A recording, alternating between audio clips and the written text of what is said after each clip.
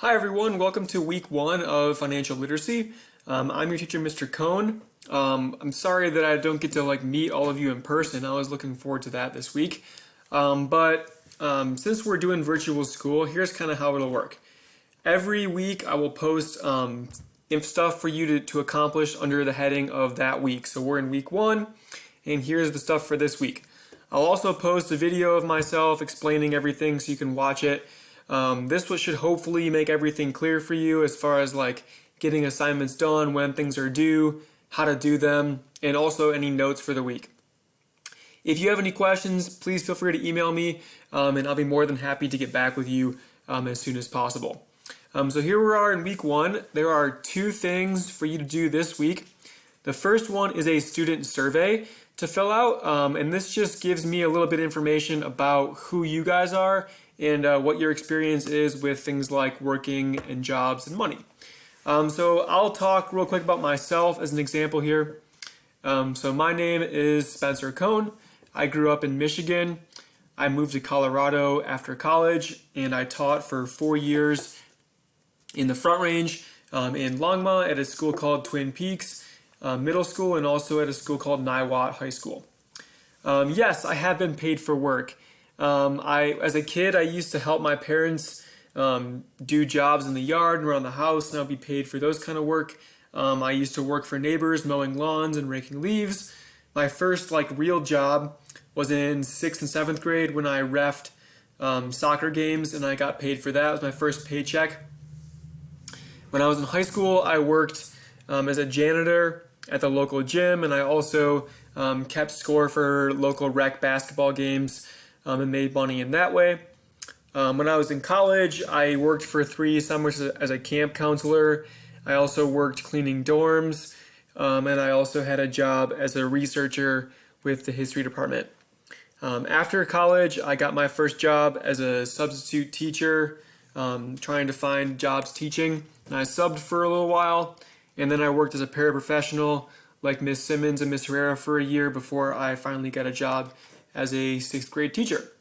And I've taught 6th grade, 7th grade. I've also taught, 10th, 11th, and 12th grade.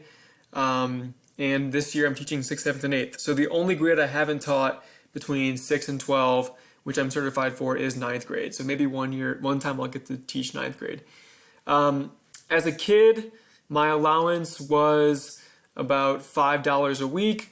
You can see how far that got. Probably not very far. My dream job is being a teacher. My favorite things to do in my free time is rock climb. So I do a lot of rock climbing in my free time, and that's my favorite hobby. I also enjoy reading and cooking. So yeah, that's me as a teacher. Please fill this out for you guys so I can get to know you a little bit, even though I can't teach you face to face. So here we are for week one of financial literacy. You can either watch this video with me talking about the notes, or I've put the notes in there. You can go through them at your own speed, and we'll just talk through some stuff. At the end, we'll talk about our assignment for the week. So week one, we're talking about the basics here, which is budgeting and trying to think about expenses. So to our first question to kind of get our brains flowing is, can money bring us happiness? And if so, give me a couple examples to support your opinion. Since we can't talk about it as a class, why don't you talk to your parents or your siblings about it? Do you think money can bring you happiness? Yes or no? What does the research say about this question? Well, there have been several studies that have shown that money can bring happiness up to a point. If you want to read those studies, I've linked them in here. But basically, it's shown that happiness increases as a person's income increases up to a point.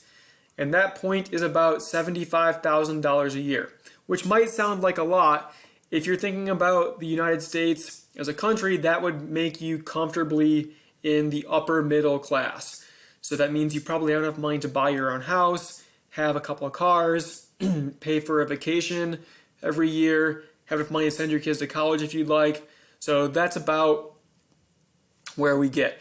And after this point, there is no correlation or connection between higher income and higher happiness. Why that? Well, if you get above $75,000 a year, oftentimes those jobs like doctors and lawyers, you have to work a lot more hours and do a lot more schooling. So sometimes you don't have as much free time. Also, sometimes there is problems with having a lot of money where your friends just want to be your friends because you're rich and not because you actually are a kind person. So once you get beyond that, there's no real connection between having more money and being more happy. And here's another part of why that is. So this guy named Maslow, who was a psychologist, came up with this thing called the hierarchy of needs. And he found that people, in order to be happy, need to have certain kind of needs met. The basic needs at the bottom of that pyramid that you can see are what are called your physiological needs. And those are things that your body needs to survive, like food, water, warmth, rest. The next level above that is safety. So you need security and you need safety. You need to have your basic needs met. Now, thinking about what can money do for you, money can definitely help you meet those basic needs. It can help you buy the food that you need. It can help you buy a shelter and a comfortable bed. It can help you buy security and safety. So money can definitely buy those things. As we get into the higher levels of needs, like belonging and love and esteem and what's called self-actualization or achieving your full potential, money starts to become less important to meet those higher needs up on the pyramid. Money usually can't buy you a good relationship with your friends, right? If you are mean to the people around you, money is not going to help you with that usually. Money also can't buy you feeling accomplished. Money can't buy you achieving your full potential. For example, I like to go rock climbing, and as you might know, there are easy rock climbs and there are hard rock climbs, and I like to try to do some hard ones. Money is not going to, no matter how much money I spend, I cannot help get myself up a difficult rock climb, right? Money's not going to help me do that.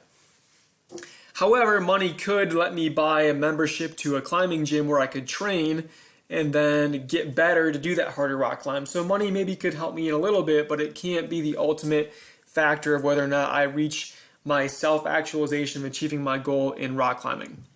So thinking about this, money can help us meet some needs, but not all our needs. When we're thinking about budgeting, we want to think about our values, our needs, and our wants. So a value is a fundamental belief about what is worthwhile in life. Values influence your needs and your wants. A value might be something like family or honesty or teamwork. You value those things, you might spend some money on those things. You might value education, and so you might spend money on going to college to better yourself. You might value your family, and so you spend money on a vacation where you can spend quality time with your family.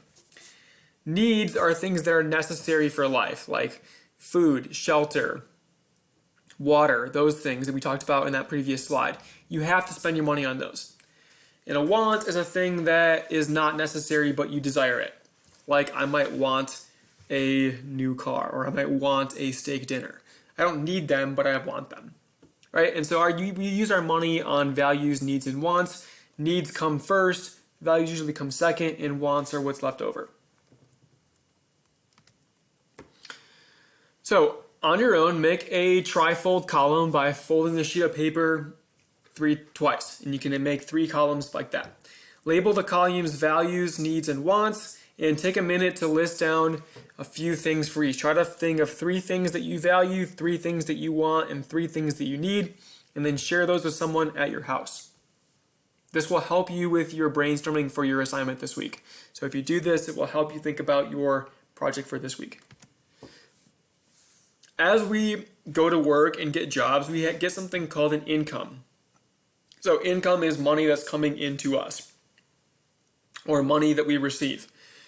And we typically define income as either being a salary income, which is when you sign a contract to get one chunk of money over the course of a year, and then your boss splits up your salary into 12 monthly payments.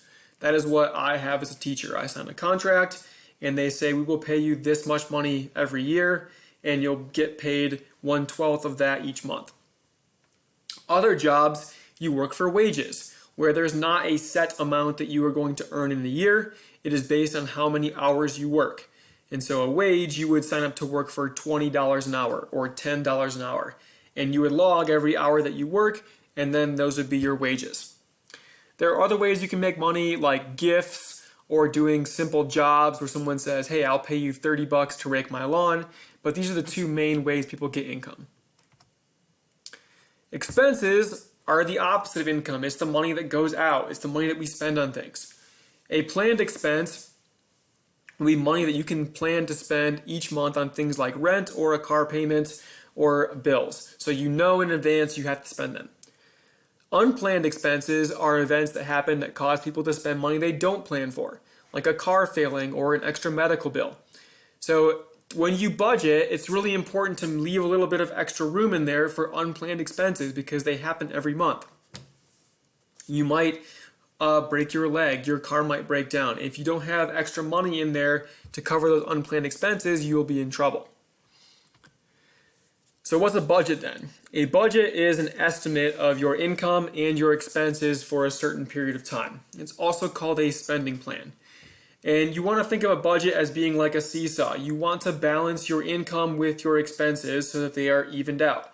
And on your income side, you want to leave some room for those unplanned expenses like car failures or injury that could happen so it doesn't break you.